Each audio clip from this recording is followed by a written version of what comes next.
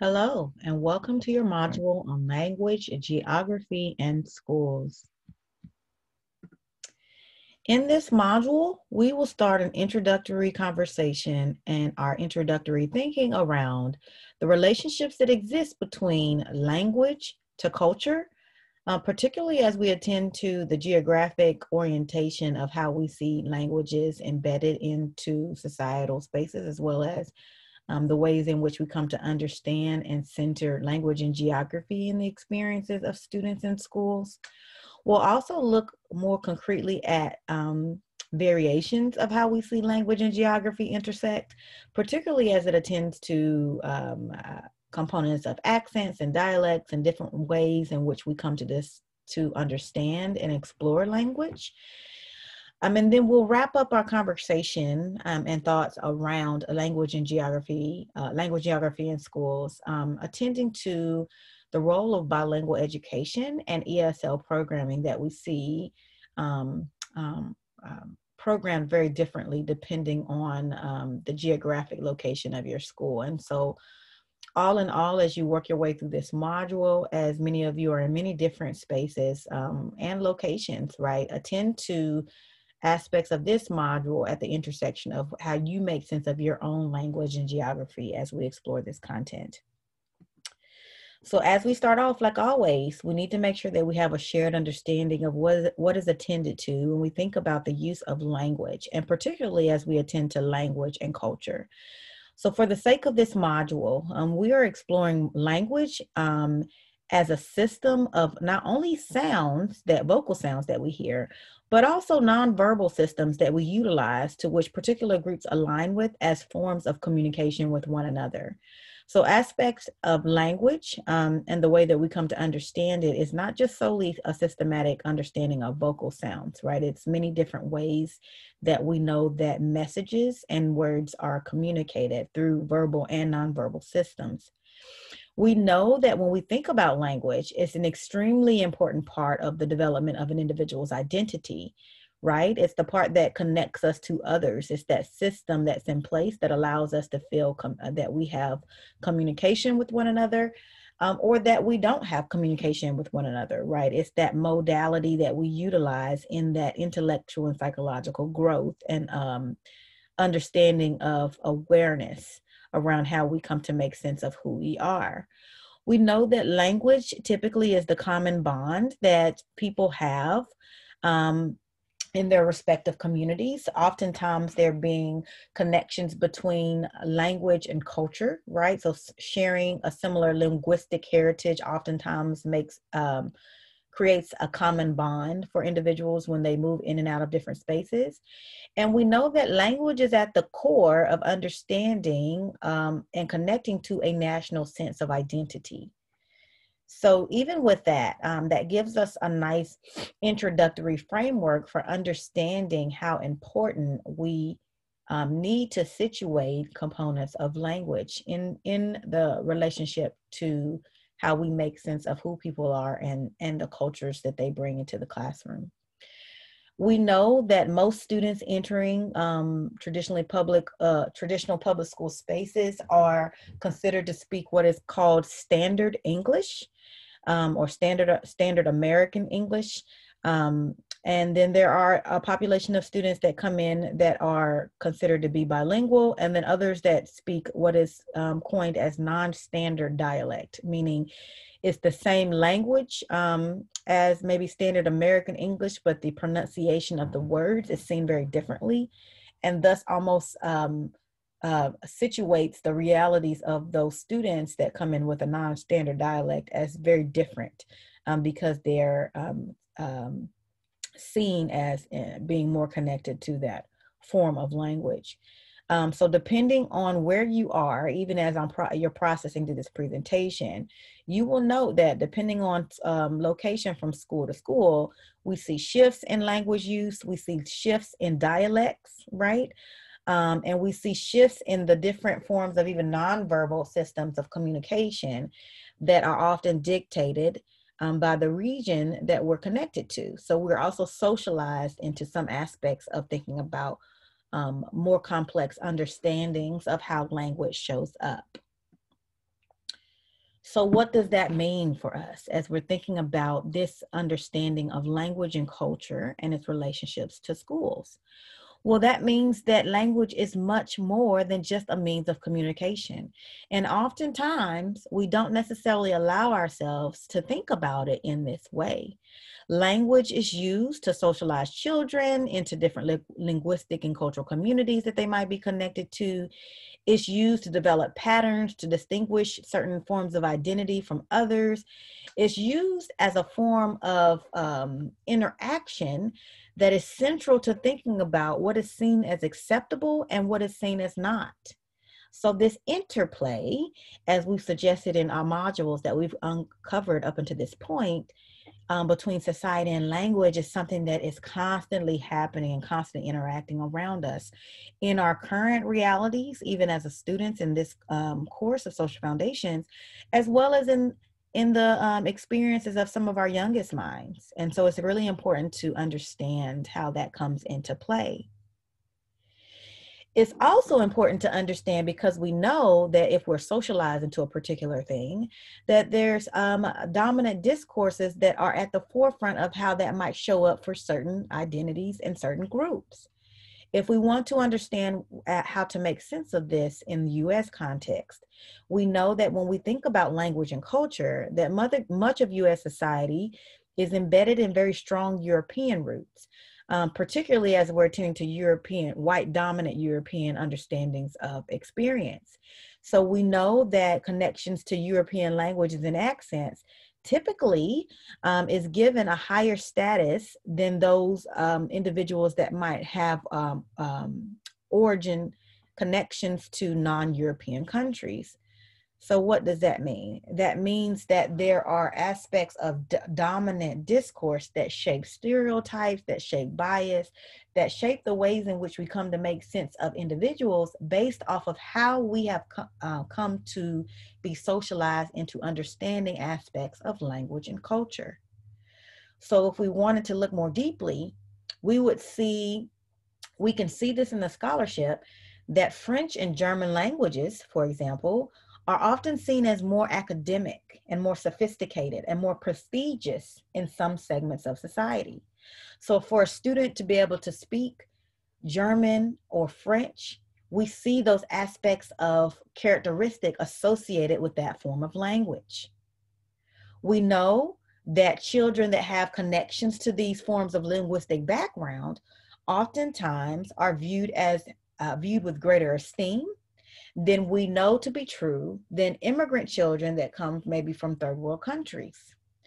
So the socialization into aspects of our language and culture is also tied to the ways in which we come to understand bias and stigma associated with the ways in which we create hierarchy and prioritize individuals' identities connected to the language that they are most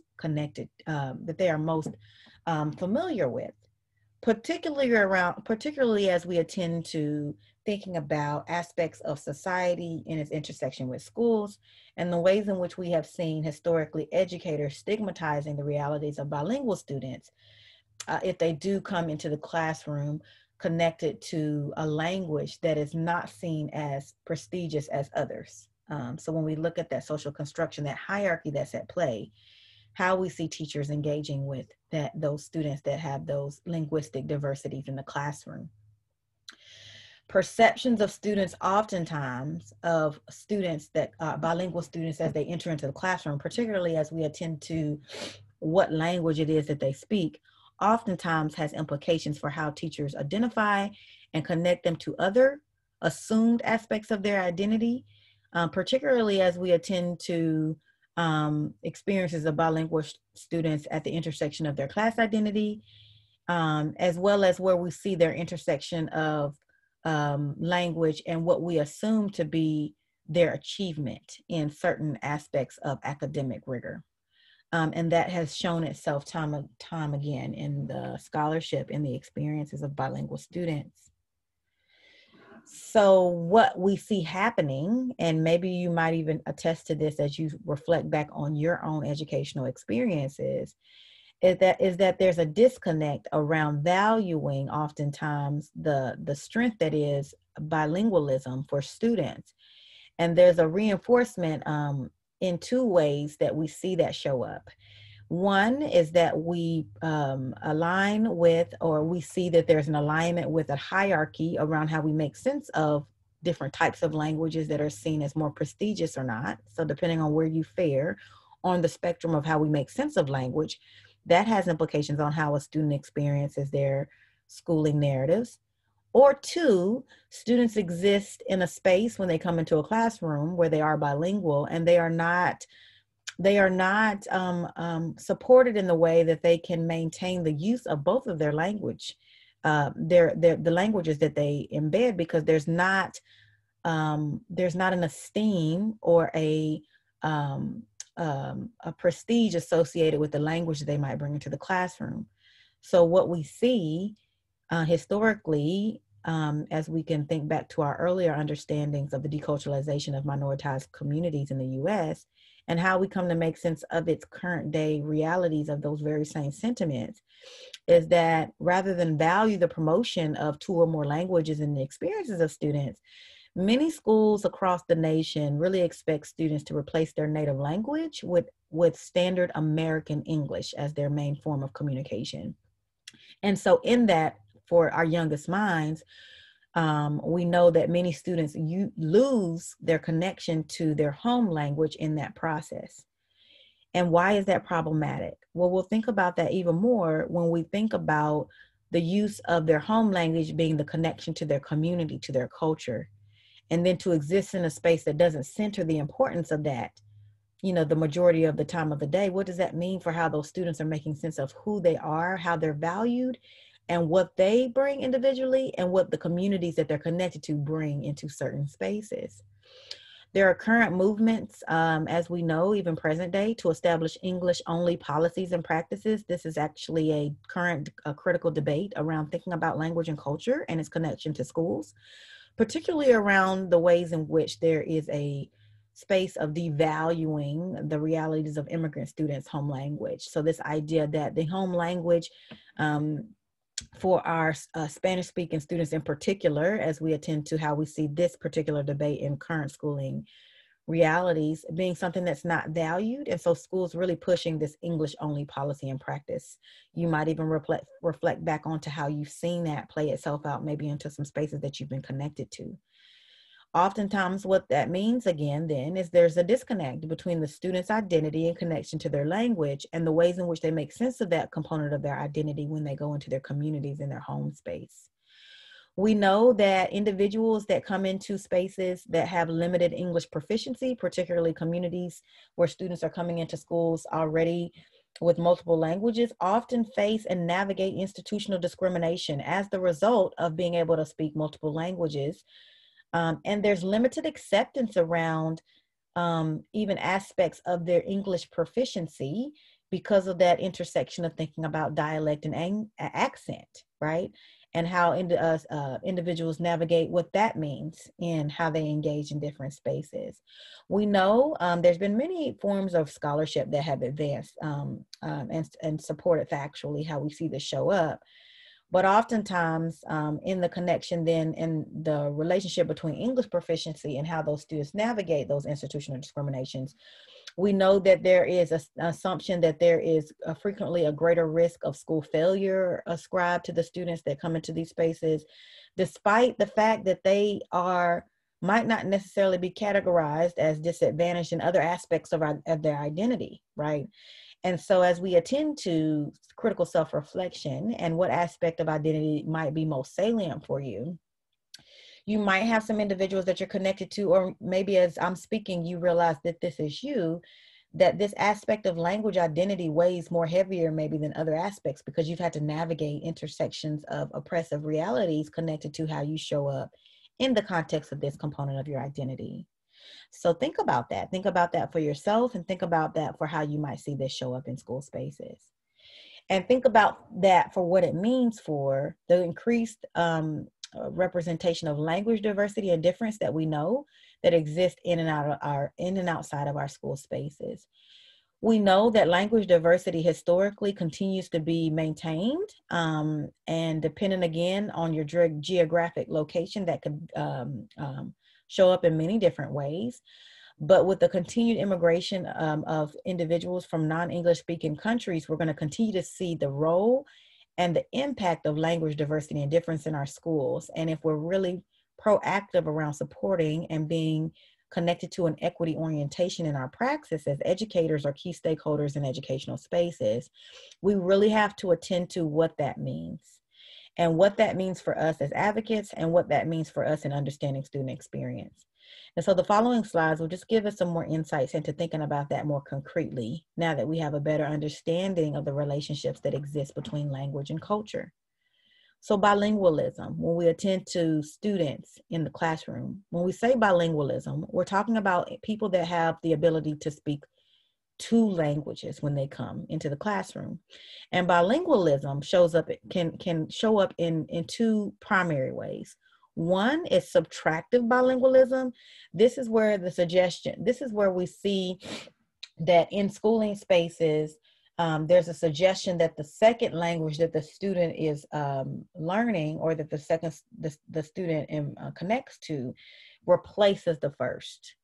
And then there's additive bilingualism. And this is where a child or a student is able to develop a second language with no detriment to the first. And so subtractive bilingualism and additive bilingualism gives us insights into seeing the intersection of tension that exists in the critical issue of thinking about language diversity and difference. And then what kind of falls in the center of that is dialect and accent. And this generally just refers to how an individual pronounces certain words. Again, very much connected to the geographic locale of where the school may reside. So we know one of the aspects of thinking about this language diversity and difference is that we oftentimes don't understand or explore accent and dialect in depth, right? And so much of the way that I like to teach this or engage students in critical thought around language diversity and difference is to bring this into the conversation, because this also very much so is embedded into aspects of thinking about stigma and bias and how we make sense of students' realities around connections to their language and aspects of dialect and accent. So what do I mean and why is this important? Well, we know that, again, depending on where you might be located geographically, aspects of how you speak and the language that you use can shift. So how you might see that in an example is that there is considered to be a Southern drawl, if you will, for those that are connected to the Appalachian white dialect that is embedded in this Southern aspect of the United States. Very different than how we see the language embedded in Brooklyn, which is connected to New York, and the accent and the dialect associated to those that are in those respective communities. Each of these respective communities are very distinctive and shape the ways and the means of communication that those that are connected to those communities think about and embrace in their linguistic style. And it's important to make sense of how we think about social construction and how we're connected to understanding our understanding of placing value on how those dialects and accents show up in and outside of our school spaces. So we know there are regional dialects, and then there's also social dialects, right? There's aspects of understanding particular jargon or speech connected to social and cultural norms in respective communities. And then there's also aspects of thinking about regional dialects that's connected to the locale. And all of these different ways of understanding language are extremely important because, again, there is a way that we are socialized into ascribing value into the ways in which we hear that language communicated. What's important to note, or maybe you might not have even thought about the language behind the notion of being bidialectical, is connected to the idea that because we know that there are ways in which people have had to navigate aspects of their language diversity in a dominant framework, there's been this idea of bidialectical emerging as the way that people have negotiated having to exist in one or more spaces. So in the same sense that we make sense of bilingualism, bilectical is how we make sense of individuals that speak two or more dialects. This is also known as code switching, if those of you that are listening might be familiar with that aspect. So being able to speak one way, maybe in your home community or in your home language, and not a totally different language, but just a different dialect or accent associated with your communication style. But then moving into a dominant space and feeling like you've had to adjust your speak because you want to be accepted in a particular way, because being able to speak in a particular way is connected to distinct advantages and acceptance in those different cultural contexts. Okay.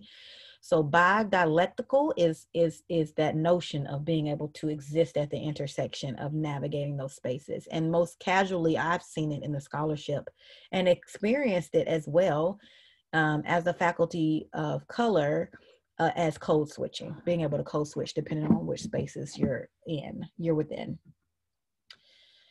So all of those things up until this point are extremely important to know and foundational in thinking about how we make sense of language and its importance in schooling narratives, and how you'll make sense of the remainder of this module as you work through the week. I wanted to take a moment to transition into thinking about aspects of second language acquisition and then what that then means. So now that we know the complexities that exist around language diversity and difference, we can now move a little bit more deeply into thinking about what that means at the experiences of students that are bilingual or that come into spaces having had limited access to dominant standard American English as it's most accepted in school spaces. So we know as we speak for current realities that we have new students that enter into the US in the K-12 sector as well as at the university level. And there's this component of second language acquisition that is at the forefront of understanding how we can best support language minority students in our schools. We know that there is a reality around the acquisition of English skills being both beneficial for navigating social and economic needs. What's challenging in that then is the intersection between thinking about linguistic diversity as acculturation or as assimilation into mainstream society, right? So the tension around stripping a student completely from their home language in an effort to have English dominate how they communicate, or thinking more about the blending of the two as how we best support students, particularly as we're tending to thinking about the ways in which students with language diversity can navigate in and outside of social spaces that align most directly with English as a dominant form of communication. So it's a very interesting tension that exists for how you might see this show up in different spaces. As we're thinking about our English language learner community, it's always important, again, to make sure that we understand what we mean. Oftentimes, we see this showing up or see this term and don't really make sense of what this means in understanding our student experience. So when we see the term ELL, oftentimes I've had some students not really understand what it means or use it interchangeably with ESL, which is English as a second language, which is a little bit different in how we make sense of it. And so this really starts our unpacking of thinking about ways in which we see representation of linguistic diversity and difference in school response in present day. When we say ELL, we're talking about English language learners. Oftentimes the data around students and language are identified in connection to ELL students or the ELL population. And these are considered to be students who do not speak English or whose English provides limitations for how they can fully participate in a mainstream dominant American English form of instruction, as we're making sense of it in the US context. So we know when we look at the data that many educators learn that the majority of ELL students are born in the United States. About with about 80% of their parents being the individuals born outside of the country. And so that home language for them exists at the intersection of being connected to the nation of origin, as well as how the student has then navigated being born in the US. We know that there are about 400 different language backgrounds that has been connected to how we see it show up in the data and the demographics of ELL students, with about 70 to 80% of those being Spanish-speaking students, and about 12.6% of those being Asian Pacific Islander backgrounds. Most consistently, if you want to know with more depth, we know that the most common ELL languages, again, are Spanish, Vietnamese, Chinese, Korean, and French. And the most common non-English language carries differently by state. So we see Alaska, Eskimo, Aleut. Those are aspects of even dialect. We know there's Filipino dialect that's in there. There's aspects in connection to Montana, dialects connected to South Dakota, and even Vermont, where we see variations of French. So again, that relationship between language and geography varies. And so we have to attend to what the makeup and climate is of the respective communities that we're connected to. This is a visualization pulled from 2017, 2018 or so, where we can see across US context, where we see populations and densities and the density of English language learners. So for those of you as students at the University of Florida, we can see that in the state of Florida, we have quite a high percentage of English language learners in the state of Florida. And so even wherever you are, as you're currently listening to this talk, think about where you are and what you see on this map for your respective state. I think that plays into, this is important because it plays into maybe how we see schools show up and prioritize the realities of English language learners in schools.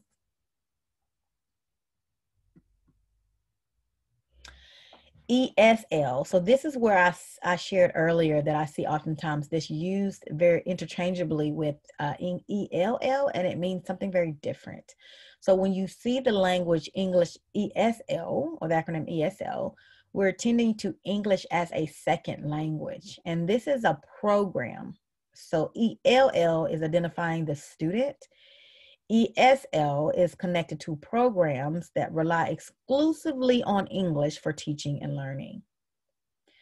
So as I reflect back on my own personal K-12 histories, we had only ESL programming. We did not have an elaborate bilingual education program. And so I would encourage you to think about how you've made sense of ESL programming in your respective communities and in the spaces that you've been connected to. We know that ESL programs are extensively used in the US as the primary medium for how we assimilate ELL children into the linguistic mainstream. Again, at the root of the tension that exists in the realities of these students. ESL is often also confused with bilingual education as if it is one and the same. And what we'll learn in the remainder of this talk today is that those things are two very different types of programmatic supports for students at the intersection of linguistic diversity. So when we say bilingual education program, and you'll have the opportunity to do a little bit of reading around some variations of how we can see that show up. We know that bilingual education programs is the ability for schools to support students utilizing two languages in the school space, not only by the student, but also by the teachers, right? So it can be the teachers, the students, or both. And often in the most successful bilingual education programs, it is both for how you see that show up. And they utilize both languages in the schooling space as a pedagogical framework for how students experience their schooling realities. So in spaces where children speak little to no English, that have difficulty understanding English speaking and instruction, they're able to get the lessons in Spanish and vice versa. And these classrooms are not split, meaning that they are not only for students that are coming into the classroom space with limited English proficiency. They are for all students. So even students that have the primary language of English as their primary language, they exist in spaces with bilingual students, thus creating a dualistic learning pedagogical space for students to really heighten their level of consciousness around the strength of linguistic diversity. So we see this as a strength because not only do we know in the experiences of linguistically diverse children that there's a challenge around them learning a particular new subject matter, but they're also working to learn a new language and often a new culture at the same time. So when there's a disconnect between what they have come connected to in their home language and how they're experiencing that in the schooling space, it makes it even more challenging because they're learning a new language on top of a new culture in navigating that space. And so bilingual education creates a pedagogical learning space for teacher and student, where the children are able to learn concepts, develop their knowledge and their skill sets in the language that they know best, and able to reinforce it then through the use of the language that is their secondary language. We see the emergence in case law with bilingual education programs in the Loud v. Nichols case of 1974, where there was a huge push from parents around stipulating that special language programs were necessary for there truly to be an equal educational opportunity for all students. And with the lack thereof of special bilingual education programs, then students that came into the classroom, linguistically diverse students coming into the schooling space, were not getting the same type of educational experiences as their peers. And so again, thinking back to other forms of case law that we've discussed in other areas and that we'll continue to discuss at the intersections of aspects of diversity, is this notion of are our linguistically diverse students getting an equitable education, given the fact that they have not had a level playing field historically around how they show up in school spaces? And how do we think about that critically as we move forward? We know that most bilingual education programs that exist today are traditionally transitional programs, meaning that there's an emphasis of the bilingual education as a means of being able to move the student to the culture or the language that is most commonly used in communication in the home, at the intersection of understanding what that means in mainstream U.S. language and culture. We also know that the language of the home typically is helpful in helping students make sense of their acquisition of the English language. So the intersection of the two proves itself as useful versus utilizing an ESL programmatic framework that suggests that there should be only English only instruction in the ways in which students think about their English language acquisition. The bicultural emphasis that exists within bilingual education programs really places value and worth on not only the culture that is the dominant culture that they might be transitioning into, but also their family's culture and their individual culture as an important aspect of their own learner confidence, learner agency, and learner development.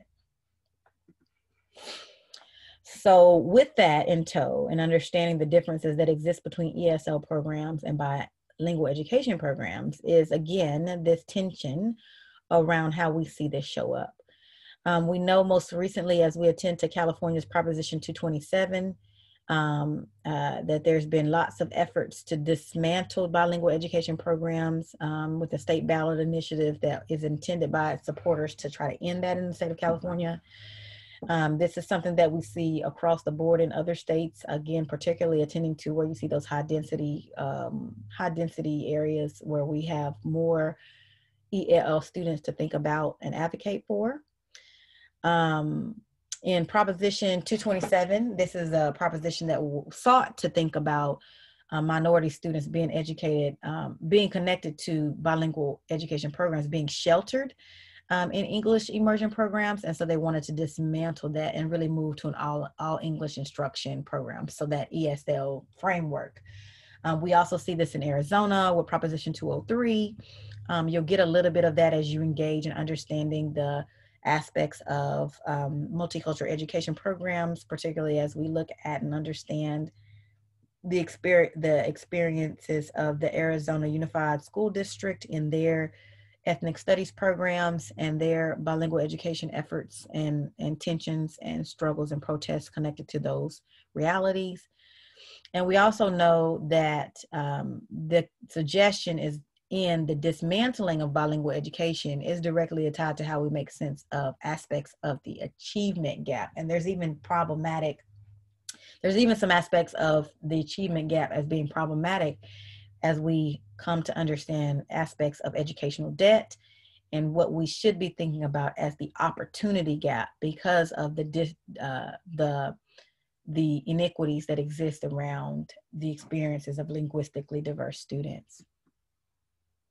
So what does that mean and why is this important as we continue to move forward in our semester together? The first thing is understanding the importance of bicultural awareness and its connection to who we are as key stakeholders in educational spaces, inclusive of linguistic diversity.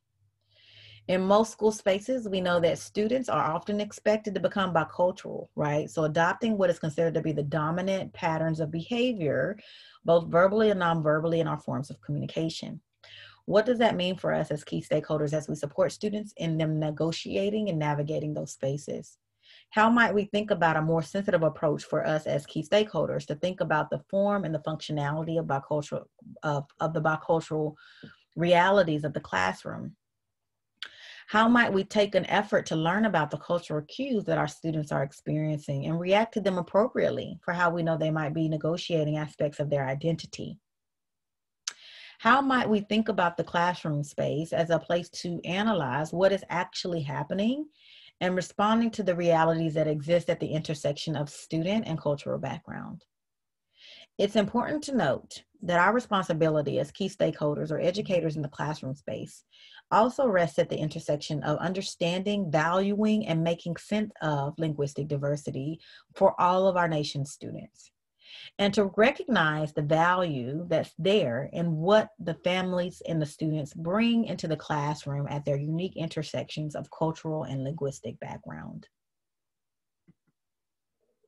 That is all for our talk today on the relationship between language, geography, and schools.